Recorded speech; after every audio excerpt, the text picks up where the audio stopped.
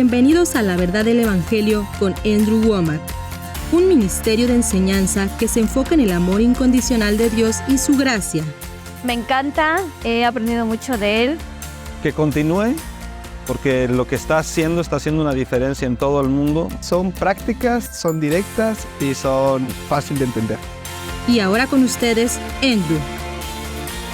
Bienvenidos a nuestra transmisión de los lunes de La Verdad del Evangelio. Hoy estoy comenzando con mi cuarta semana enseñando acerca de la verdadera naturaleza de Dios. Hay muchas maneras de resumir esto, pero estoy contrastando el nuevo pacto con el antiguo pacto. En esto es en donde me he enfocado. Porque los pactos son como los contratos, revelan a lo que una persona se compromete y cómo responderá. Y el antiguo pacto no era incorrecto, pero era un pacto incompleto. La razón por la cual era incompleto no es porque Dios haya cambiado, sino porque nosotros cambiamos. Antes de que la gente pudiera nacer de nuevo, bajo el Antiguo Testamento, Dios no podía tratar con ellos de la misma manera que trata con nosotros ahora, porque nos hemos convertido en personas completamente nuevas, y ahora tenemos acceso a Dios por medio del Espíritu que la gente en el Antiguo Testamento no tenía. No podían cambiar su corazón, solo podían hacer cosas externas que cubrían el pecado, pero no podían quitarlo. Por esto es por lo que hay una gran diferencia en la manera que Dios trata con nosotros, y esto se puede ver a lo largo del nuevo pacto frente al antiguo pacto. Esta es la razón por la que tenemos una Biblia con un Antiguo y un Nuevo Testamento. Nos muestra cómo Dios trataba con la gente, no porque haya cambiado, sino porque nosotros cambiamos, y la forma en la que ahora Él trata con nosotros es porque nos convertimos en una nueva criatura. Y el viernes pasado me quedé en Hebreos 9, estaba comenzando con algo que realmente quiero explicar hoy. Te aseguro que esto es radical. He estado compartiendo esto la última década más o menos. He escuchado a otras personas predicar esto, pero cuando comencé a compartirlo, no había escuchado a nadie que compartiera esto. No digo que no hubiera alguien más. Nada es de interpretación privada. Sé que otras personas lo sabían. Solo digo que era muy raro. Nunca había escuchado a alguien enseñar esto, y es probable que esto también sea radical para ti, pero eso no quiere decir que esté mal. Compartiré esto basándome en las Escrituras. Así que en Hebreos capítulo 9 estábamos en el versículo 12, que dice: «Y no por sangre de machos cabríos ni de becerros, sino por su propia sangre entró una vez para siempre en el lugar santísimo, habiendo obtenido eterna redención». Y toda la carta a los hebreos es para hacer la transición de los judíos de adorar a Dios por medio de la ley del antiguo pacto al nuevo pacto de la gracia, para cambiar los pactos, para renovar su mente. Por eso uno de los puntos que está haciendo aquí es que está contrastando la forma en que las cosas se hacían bajo el Antiguo Testamento, donde el sacerdote iba y ofrecía un sacrificio por el pecado cada vez que pecabas, y luego también ofrecían un sacrificio en el día de la expiación para cubrir todos los pecados de la nación, de personas que o no los habían confesado o incluso no se daban cuenta de que lo habían hecho. Por eso tenían un día de la expiación, donde cubrían todo el pecado que no había sido confesado. Hubo varias veces donde la gente tuvo que lidiar con el pecado. Y es triste decirlo, pero bajo el nuevo pacto, la mayoría de los cristianos de ahora todavía siguen con esta mentalidad, y es porque están viviendo bajo los principios del antiguo pacto, aunque no lo quieran reconocer.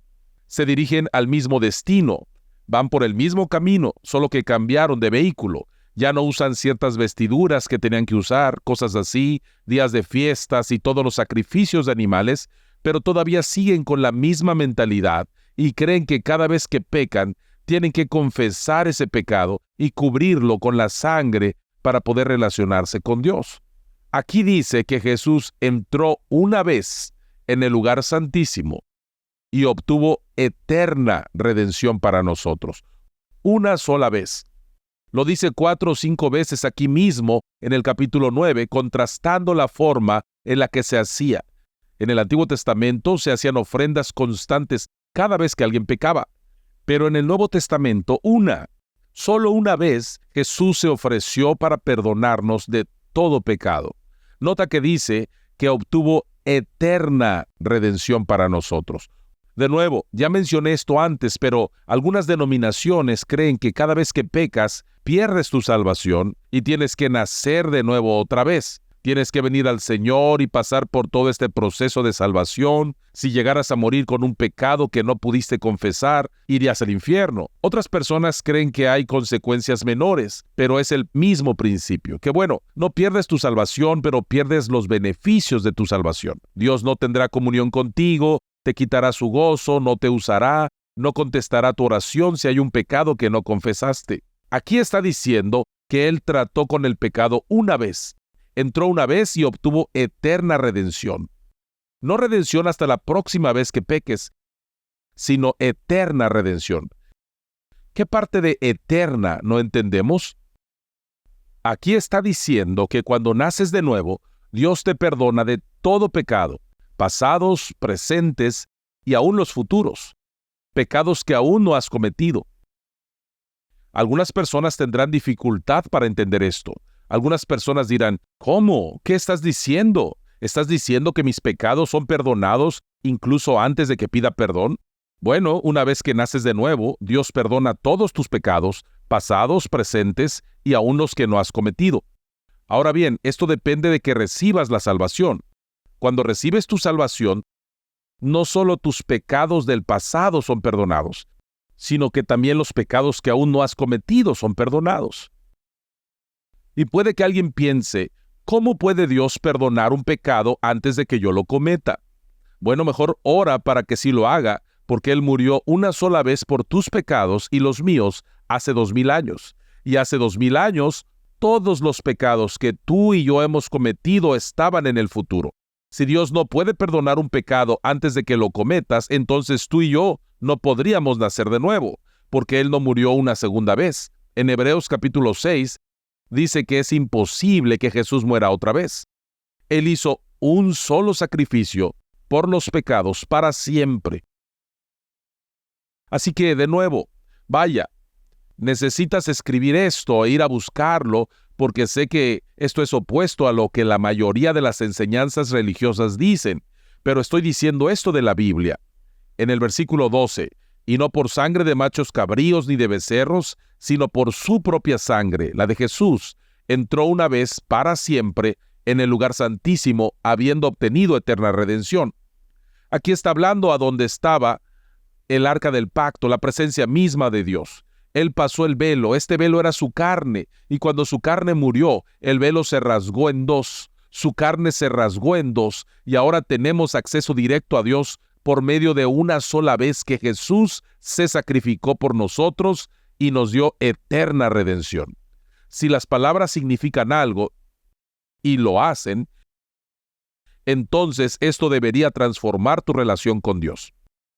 Ahora deberías tener la seguridad de que la ira de Dios ha sido satisfecha. Traté este tema en el programa del viernes pasado, basado en Juan 12:32, que dice que Jesús atrajo toda la ira de Dios hacia Él. Fue como un pararrayos que atrajo toda la ira, no la mayor parte de ella o una parte de ella, sino que toda la ira de Dios ya fue descargada sobre Jesús. No queda ira por tus pecados o los míos una vez que aceptas a Jesús. Ahora, si no aceptas a Jesús, Dios sigue siendo santo y justo, y si no aceptas la manera en la que trató con tus pecados, castigando a Jesús por tu falta de santidad, bueno, entonces llegará un día en el que tendrás que presentarte a rendir cuentas y serás castigado por tu rechazo a Jesús. Pero si ahora estás bajo el nuevo pacto, si has hecho de Jesús tu Señor, toda la ira de Dios por tus pecados pasados, presentes y aún futuros ya ha sido puesta sobre Jesús y tienes eterna redención. Nada te separará del amor de Dios. Romanos capítulo 8 dice que nada, ni la muerte, ni la vida, ni ángeles, ni principados, ni potestades, ni lo presente, ni lo porvenir, nada puede separarte del amor de Dios una vez que recibes este nuevo pacto y recibes el perdón, la limpieza y el nuevo nacimiento que se nos ofrece por medio de Jesús. Estas son buenas, muy buenas noticias. Y es triste decir esto, pero todavía la mayoría de los cristianos no han escuchado estas buenas noticias. Todavía siguen viviendo bajo una conciencia de pecado, pensando que son tan indignos, que debido a esto nada está funcionando para ellos? Dios no está tratando contigo de acuerdo con tus pecados. Déjeme leer esto. Es tan poderoso. Dice, y no por sangre de machos cabríos ni de becerros, sino por su propia sangre entró una vez para siempre en el lugar santísimo, habiendo obtenido eterna redención. Porque si la sangre de los toros y de los machos cabríos y las cenizas de la becerra, rociadas a los inmundos, santifican para la purificación de la carne, cuánto más la sangre de Cristo, el cual mediante el Espíritu eterno se ofreció a sí mismo sin mancha a Dios, limpiará vuestras conciencias de obras muertas para que sirváis al Dios vivo. Vaya, hay mucho en estos versículos. Quiero comenzar con esto. No puedo explicar todo, pero no puedes servir verdaderamente a Dios si tu conciencia no ha sido purificada por la sangre de Jesús. Si todavía sigues viviendo bajo el antiguo pacto, en donde sigues pensando que Dios todavía sigue teniendo en tu contra el pecado, no serás capaz de servirle a Dios. Necesitas que tu conciencia sea purificada de tus obras muertas para que puedas servirle al Dios vivo. Y en el versículo 15 dice, así que por eso es mediador de un nuevo pacto, para que interviniendo muerte para la remisión de las transgresiones que había bajo el primer pacto, los llamados reciban la promesa de la herencia eterna. En el versículo 12 dice que tenemos eterna redención. Ahora en Efesios 1 y Colosenses 1 dice que esa redención es el perdón de nuestros pecados. Así que tenemos perdón eterno de pecados. Y luego en el versículo 15 dice que tenemos una herencia eterna. Una herencia que no depende de tu santidad. Muchas religiones predican que Dios puede perdonar pecados, pero depende de que te arrepientas de cada pecado, que ya no peques en el futuro, porque si lo haces, pierdes esa herencia. Aquí está diciendo que recibiste la herencia eterna gracias a que Jesús entró y pagó por esos pecados una sola vez. Si lees todo esto en su contexto, está contrastando la forma en que se hacía en el Antiguo Testamento. En el Antiguo Testamento se hacían sacrificios cada vez que pecabas, pero en el Nuevo Testamento un solo sacrificio por los pecados se encargó de tu pecado para siempre. Si realmente pudiéramos entender esto, tendríamos una nueva comprensión de Dios y de cómo es en realidad. Dios nos amó tanto a ti y a mí. Él sabía que tú y yo nunca seríamos capaces de mantener ningún pacto basado en nuestras propias acciones. Así que Él vino e hizo un pacto con Jesús basado en sus acciones. Jesús vivió perfectamente, vivió santamente y se ganó el favor de Dios. Así que obtuvo toda la bondad de Dios porque se la merecía, porque vivió santamente. Pero luego incluso fue más allá de eso y se ofreció a sí mismo como sacrificio. Y cada partecita de la ira y el castigo de Dios en contra de nuestro pecado cayó sobre Jesús y lo castigó a Él para que tú y yo no tuviéramos que ser castigados. Y lo único que tenemos que hacer para recibir esto es humillarnos y recibir a Jesús como nuestro Salvador personal. Recibirlo por medio de Jesús, no por medio de nuestras obras. Verás, cuando Jesús dijo, todo cuanto pidiereis al Padre en mi nombre os lo dará. Cuando una persona religiosa dice, en el nombre de Jesús, solo son palabras que dicen antes de amén. Solo significa que es el final de tu oración, pero no entienden lo que en realidad significa esto. Dices, Dios, no por mis obras, sino por las de Jesús. En el nombre de Jesús hago esta oración. Y por lo regular dirán, Dios, he vivido en santidad, ayuno, oro, estudio la palabra, doy mis diezmos, hago esto y aquello. Ahora muévete en mi vida en el nombre de Jesús. Cuando lo usas de esta manera, has tomado el nombre de Jesús en vano. No lo estás usando para lo que realmente se dio. En realidad estás enfocado en esto. Dios, mira lo que he hecho. Ahora merezco tu santidad, tu poder. Y luego terminas con, en el nombre de Jesús. Cuando decimos en el nombre de Jesús, estamos diciendo, Padre, no es por ningún mérito mío, ni por mis obras, sino que es por Jesús que puedo recibir. Vaya, esto es asombroso. Jesús pagó por todo. Como dije, en contexto, Él está contrastando el antiguo pacto con el nuevo pacto. Hay 4 o 5 veces en el capítulo 9 de Hebreos en donde hace este contraste. Una sola vez entró y obtuvo eterna redención, herencia eterna. Permíteme leer estos versículos en Hebreos capítulo 9, versículo 24 dice: porque no entró Cristo en el santuario hecho de mano, figura del verdadero, sino en el cielo mismo, para presentarse ahora por nosotros ante Dios, y no para ofrecerse muchas veces, como entra el sumo sacerdote en el lugar santísimo cada año con sangre ajena. Ahora, de nuevo, esto no está diciendo que el Antiguo Testamento estaba mal. En ese tiempo, antes del sacrificio de Jesús, Dios permitía degollar un animal y derramar su sangre en lugar de derramar la nuestra. De hecho, aquí mismo dice, en versículos anteriores del capítulo 9 de Hebreos, que sin derramamiento de sangre no se hace remisión de pecados, porque la vida de la carne está en la sangre. Y el Señor le dijo a Adán y a Eva que el día que comiesen del fruto del árbol de la ciencia del bien y del mal, ciertamente morirían. La muerte es la paga del pecado. Romanos 6:23, la paga del pecado es muerte. Por eso, bajo el antiguo pacto, Dios le permitió a la gente sustituir la sangre animal por su propia sangre. Pero esto solo era un tipo y una sombra. En realidad no cambiaba nada, porque era solo una imagen de lo que iba a suceder cuando el verdadero Cordero de Dios, Jesús, viniera. Esta imagen, este simbolismo, tenía que ser repetido una y otra vez. Por eso estaba bien que el sacerdote entrara y ofreciera la sangre de los animales una y otra vez. Dice en el versículo 25, y no para ofrecerse muchas veces, como entra el sumo sacerdote en el lugar santísimo cada año con sangre ajena. De otra manera, le hubiera sido necesario padecer muchas veces desde el principio del mundo. Pero ahora, en la consumación de los siglos, se presentó una vez para siempre por el sacrificio de sí mismo para quitar de en medio el pecado. Nota que en el versículo 26 sigue señalando que esto sucedió solo una vez. Jesús se ofreció a sí mismo por el pecado solo una vez, no por cada pecado individual, sino por todo el pecado de la raza humana. Un sacrificio por los pecados para siempre. No pierdes tu herencia, tu comunión o beneficios de tu salvación cada vez que pecas después de que naciste de nuevo.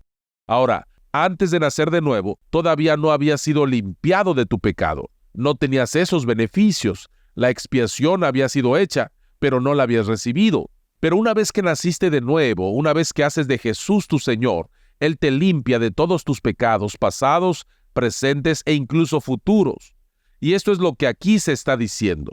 De otra manera, le hubiera sido necesario padecer muchas veces desde el principio del mundo, pero ahora en la consumación de los siglos se presentó una vez para siempre por el sacrificio de sí mismo para quitar de en medio el pecado, y de la manera que está establecido para los hombres que mueran una sola vez y después de esto el juicio, así también Cristo fue ofrecido una sola vez para llevar los pecados de muchos, y aparecerá por segunda vez sin relación con el pecado para salvar a los que le esperan. Así que uno de los mayores contrastes entre el antiguo y el nuevo pacto es que bajo el antiguo pacto, cada pecado tenía que ser redimido individualmente. Y si pecabas, tenías que derramar sangre por ese pecado. Pero bajo el nuevo pacto, todos tus pecados, pasados, presentes y aún futuros, fueron redimidos de una sola vez. Y ahora tienes eterna redención. Hebreos 9:12, herencia eterna. Hebreos 9:15, y fue hecho una sola vez y para siempre. Si esto no fuera cierto, piensa en esto. Ahora hay millones, cientos de millones, posiblemente billones de personas nacidas de nuevo en este planeta. Y cada una de ellas está confesando sus pecados y diciendo, Dios, lo siento, hice esto de nuevo, me excedí otra vez, perdí el control otra vez, hice lo que sea otra vez. Y constantemente están pidiéndole a Dios que les perdone sus pecados. En Hebreos capítulo 10, continuaré con esto en mi programa de mañana, pero dice que Jesús ahora está sentado a la diestra del Padre. Esto quiere decir que la obra fue hecha, Él ya no está obrando, no está de pie, y cada vez que un cristiano confiesa sus pecados, no está cubriendo ese pecado con su sangre otra vez. Si estuviera con millones y millones de cristianos confesando sus pecados todo el tiempo, no tendría un segundo para que pudiera sentarse y actuara como si su obra hubiera terminado. Pero no, pagó por todos los pecados de una sola vez, pasados, presentes y futuros.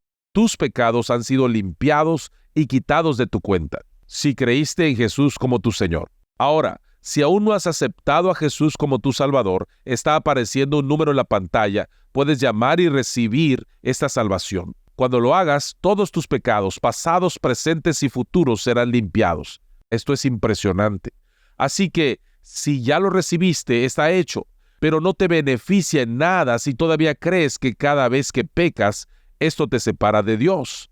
Satanás se aprovechará de esto. Él vendrá y te dirá: oh sí, Dios es capaz de hacer milagros. Andrew puede orar y ver milagros, puede sanar a los ciegos o resucitar a alguien de los muertos. Sí, Dios puede hacer eso por Andrew o por alguien más, pero luego te condenará y te dirá: tu pecado te ha separado. Dios no se moverá en tu vida porque no eres digno.